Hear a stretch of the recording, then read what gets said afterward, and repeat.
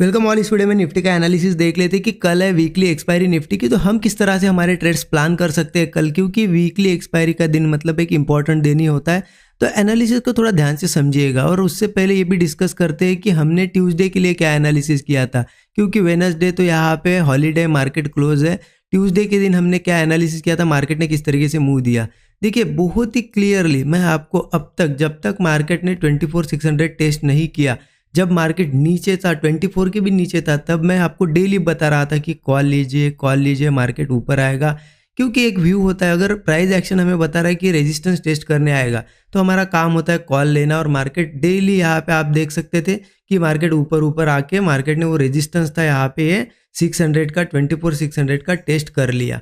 अब यहाँ पे इस दिन के लिए मैंने आपको क्या कहा था, क्लियरली एक चीज़ बताई थी कि मार्केट अगर 600 के नीचे ट्रेड करता है, ये 600 लेवल है, इसके नीचे तो बियरिश रहेगा, इसके ऊपर बुलिश रहेगा। क्योंकि प्राइस एक्शन के हिसाब से क्लियरली बुलिश रहेगा, क्योंकि 600 का क्या था, 24,600 का एक रेजिस्टेंस था। अगर रेजिस्टेंस के ऊपर है मतलब बुलिश।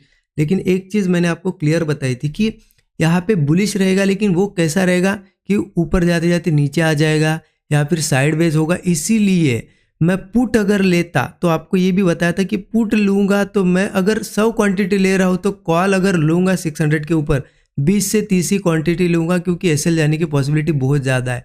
तो देखिए मार्केट में क्या होता है ना, हमें कुछ चीज़ें पता होती है कि यहाँ पे एसएल जाने की पॉसिबिलिटी ज़्यादा है या फिर साइडवेज होने की पॉसिबिलिटी। तो ऐसे में क्वान्टिटीज कम करना यानी रिस्क कम करना। क्योंकि देखिए जहाँ बहुत ज़्यादा कॉन्फिडेंस है, रिस्क ठीक ठाक रखो, अच्छा प्रॉफिट निकालो। जहाँ आपको लग रहा है कि नहीं बहुत ही ज़्यादा रिस्क है, क्वांटिटी कम कर दो, लॉस भी होगा तो कैसे होगा, स्मॉलर। आप देख सकते हो मार्केट ने वही किया, पूरा के पूरा रेंज बाउंड हो गया। यहाँ पे किसी ने भी थोड़ा बहुत यहाँ कॉल ट्राई किया होगा या फिर यहाँ भी कॉल ऐसे अगर ट्राई किया होगा तो उनको एसएल का सामना करना पड़ा। क्योंकि क्या है, यहाँ पे मार्केट में एक रिट्रेसमेंट बाकी है। अगर मैं बड़े टाइम फ्रेम पे दिखाऊँ ना आपको, डेली चार्ट पे देखिए, डेली चार्ट अगर ओपन कर देते हैं तो आपको क्लियरली समझ में आएगा। देखिए किस तरीके से ऊपर जा रहा है मार्केट। जब ये सेलिंग आई बड़ी, उसके बाद कंटिन्यू ऊपर, कहीं से भी इस ऐसी छोटी सी रिट्रेसमेंट भी नहीं आई।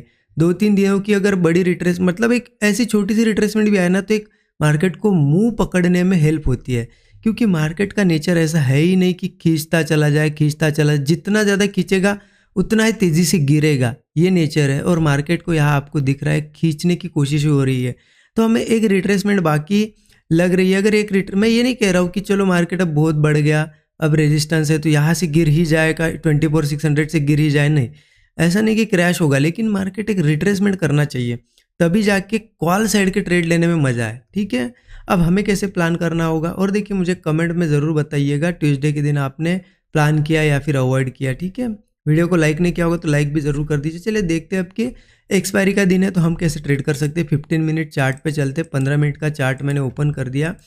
अब देखिए कहीं ना कहीं यहाँ पे 600 लेवल पे हम है, राइट। अब 600 लेवल पे क्या है ना, एक चीज़ है, अगर इसके ऊपर रहता है मार्केट तो ऑब्वियस सी चीज़ है, एक रेजिस्टेंस है मान लेते हैं। देखिए ये रेजिस्टेंस है, मार्केट यहाँ तक आया, रेजिस्टेंस लिया, रेजिस्टेंस के ऊपर गया, इसका मतलब क्या हुआ, रेजिस्टेंस ब्रेक हुआ तो अब ये बुलिश है, राइट।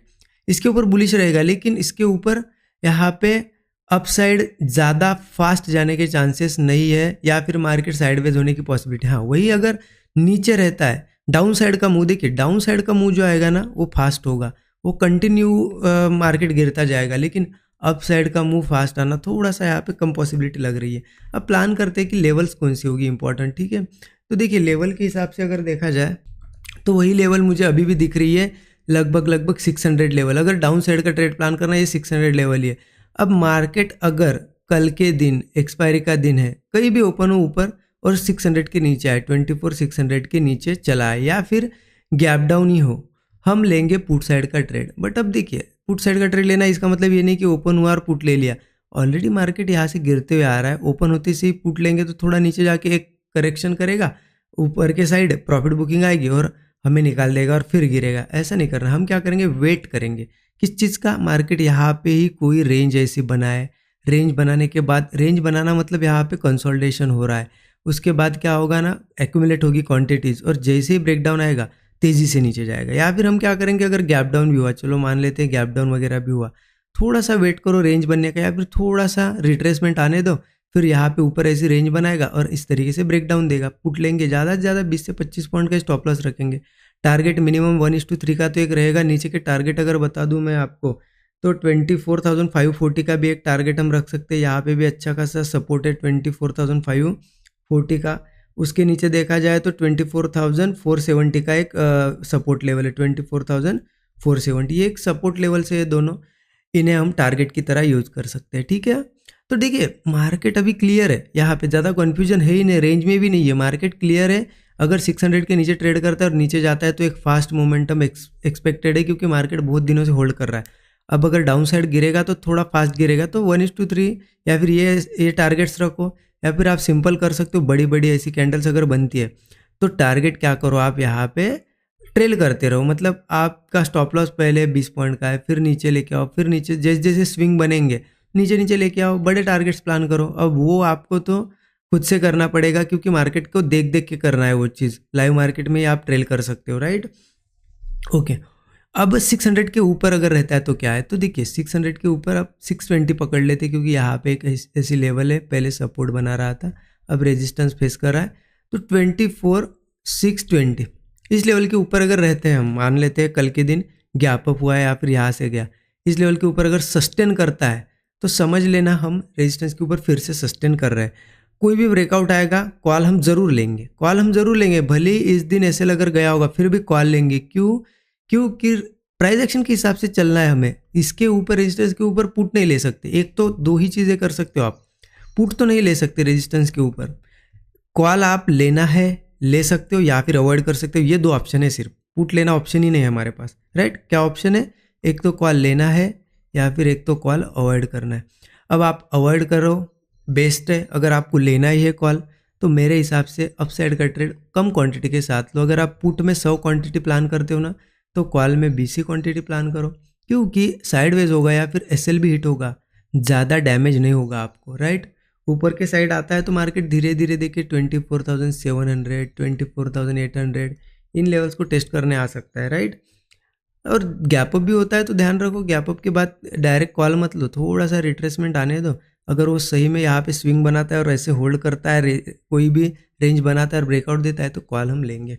देखिए अभी के लिए मार्केट मेरे हिसाब से तो बहुत ही ज़्यादा सिंपल है, मार्केट में ज़्यादा कुछ यहाँ पे कॉम्प्लिकेटेड रॉकेट साइंस अभी के लिए तो मुझे नहीं लग रहा है। ठीक है, सिंपल तरीके से ट्रेड करेंगे। यस, हो सकता है कॉल साइड के ट्रेड्स में एसएल जाए, इसलिए मैं कह रहा हूँ कि छोटी क्वांटिटी लीजिए, 20 या 30, मतलब 30% 20% क्वांटिटी ही प्लान करिए। ठीक है, इस हिसाब से प्लान करना है हमें अभी के लिए।